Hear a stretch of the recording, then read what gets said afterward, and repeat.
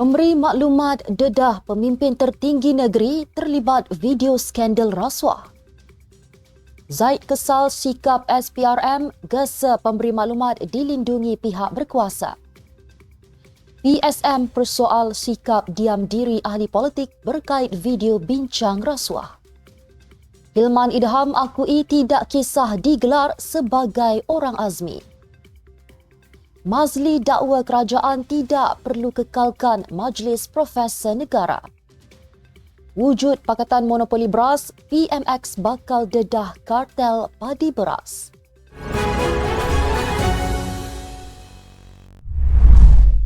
Bismillahirrahmanirrahim. Assalamualaikum dan salam Malaysia Madani. Bersama saya Mira Kilah dalam Netstep News edisi pagi. Jangan lupa ikuti kami di semua platform Netstep Malaysia.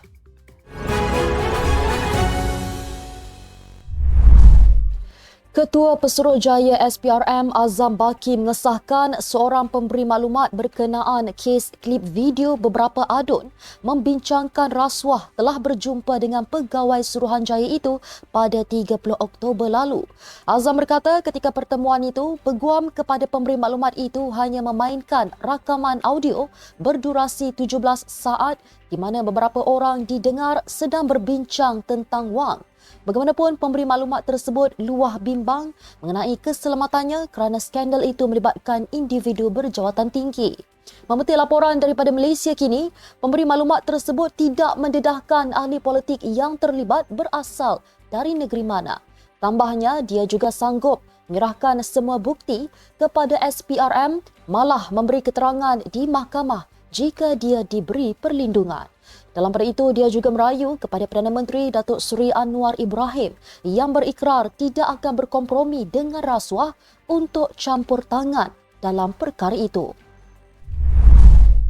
Sementara itu, bekas Menteri Undang-Undang Zaid Ibrahim menggesa Ketua Pesuruhjaya SPRM Azam Baki supaya memberi pemberi maklumat yang mempunyai bukti video dakwaan rasuah yang melibatkan beberapa adun perlindungan yang dia perlukan. Beliau yang bercakap menerusi media sosial menegaskan SPRM perlu menghapuskan ketidakpastian dalam pemberian imuniti kepada pemberi maklumat. Beliau turut meluahkan kekesalan akan kenyataan SPRM baru-baru ini dan meminta Pesuruhjaya itu menggalakkan pemberi maklumat untuk tampil ke hadapan. Terdahulu, Malaysia Kini melaporkan pemberi maklumat itu takut akan akibat dan oleh itu memohon jaminan perlindungan walaupun sebelum membuat laporan SPRM. Dia berkata bukti dalam simpanannya jika terdedah boleh memberi kesan politik yang teruk dan memberi gambaran bahawa mereka yang akan terjejas mungkin cuba menutup mulutnya. Susulan dari kes itu, Ketua Pesuruhjaya SPRM Azam Baki berkata, tindakan meminta perlindungan daripada SPRM kepada pemberi maklumat itu adalah tindakan pramatang. Sikap berdiam diri ahli politik kerajaan dan pembangkang berhubung pendedahan mengejutkan video skandal rasuah dipersoalkan. Timbalan Pengerusi PSM S. Aruchalva mengesyaki bahawa video skandal besar-besaran di sebuah negeri itu mungkin melibatkan identiti ahli politik belum didedahkan. Beliau yang bercakap kepada Malaysia Kini mendakwa telah menerima mesej dari banyak pihak yang mempersoalkan sama ada dia mempunyai petunjuk di negeri mana. Aruchalva berkata jika ahli politik itu dikenal pasti, senarionya akan berbeza dengan serangan bertali arus dari kem lawan. Beliau juga menyokong kenyataan Zaid Ibrahim yang menggesa agar SPRM dan kerajaan memberi perlindungan sewajarnya kepada pemberi maklumat tersebut. Jelasnya hal ini penting bagi memastikan teknikal tidak digunakan untuk menghalang penyiasatan atau pendakwaan terhadap wakil rakyat yang didakwa mengkhianati sumpah jawatan dan amanah rakyat. Ketua Pemuda Bersatu Muhammad Hilman Idham mendedahkan beliau tidak kisah digelar sebagai orang azmi. Beliau yang juga adun Gombak Setia memberitahu bahawa permulaan kerjayanya sebagai ahli politik 16 tahun yang lalu adalah sebagai penulis ucapan Muhammad Azmin Ali dan kemudiannya sebagai setiausaha politik kepada adun Hulu Kelang itu. Pada masa itu, Azmin juga sedang membina namanya dalam PKR. Pertama kali dipilih sebagai timbalan Presiden parti itu pada 2010 dan 4 tahun kemudian dinamakan sebagai Menteri Besar Selangor bagi menggantikan Khalid Ibrahim yang meletakkan jawatan ekoran politik dalaman. Menerusi wawancara dengan Mingguan Malaysia, Hilman akui sejarahnya dengan Azmin tidak boleh dipadam. Namun beliau tegaskan sebagai pemimpin dalam bersatu, beliau turut menjadi orang Muhyiddin.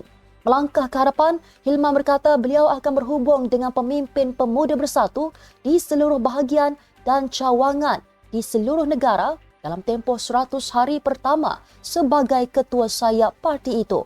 Untuk rekod, pemilihan bersatu bulan lalu berakhir dengan pasukan kompromi Presiden Parti Muhyiddin Yassin yang terdiri daripada Ronald Kiandi, Muhammad Razi Majidin dan Ahmad Faizal Azumu dipilih sebagai naib presiden. Bekas Menteri Pendidikan Mazli Malik mengingatkan kerajaan bahawa Jemaah Menteri pada 2019 telah membuat keputusan untuk menubuhkan Akademi Profesor Negara bagi menggantikan Majlis Profesor Negara MPN. Menurut Mazli, Akademi Profesor Malaysia telah menjalankan aktiviti dengan aktif dan berperanan untuk memberi pelbagai pandangan kepada kerajaan. Beliau juga mendakwa tidak ada keperluan untuk pihak kerajaan mewujudkan kembali MPN atau menubuhkan badan baru untuk menggembleng peranan profesor di negara ini.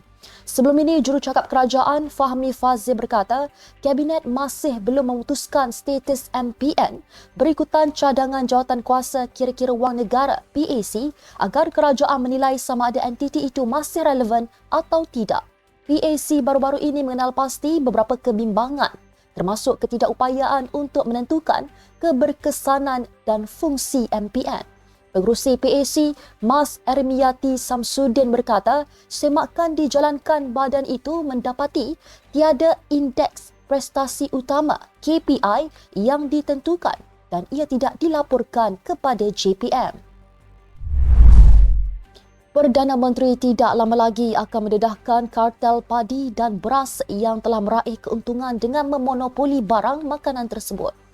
Timbalan Menteri Perdagangan Dalam Negeri dan Kos Sara Hidup, Fuziah Saleh berkata, Suruhanjaya Persaingan Malaysia MyCC telah menyiapkan laporan mengenai perkara itu tetapi tidak dapat mendedahkannya buat masa ini. Memetik laporan daripada utusan online, Fuziah berkata, Kerajaan Madani berada di landasan tepat dalam usaha membantras kartel padi dan beras sebagaimana tindakan terhadap kartel industri pengeluaran ayam negara. Beliau turut mendedahkan pada awal 2023, kerajaan berjaya membantras pakatan monopoli ayam dan hasil daripada itu, harga ayam terkawal dengan harga paling tinggi iaitu RM8 sekilogram. Sebelum ini, Datuk Seri Anwar pada 23 Februari lepas dilaporkan mahu penguatkuasaan dipertingkatkan bagi menjamin keberadaan beras dalam pasaran dan memastikan tiada pemborong atau pengilang mengaut keuntungan berlebihan. Sekian untuk edisi pagi ini. Ikuti perkembangan semasa isu-isu panas politik Malaysia setiap hari hanya di Netstep News. Jangan lupa untuk follow Facebook Netstep Malaysia dan subscribe YouTube Netstep TV. Netstep Malaysia, bersama melangkah dengan yakin. Saya Mirakilah, Assalamualaikum dan salam sejahtera.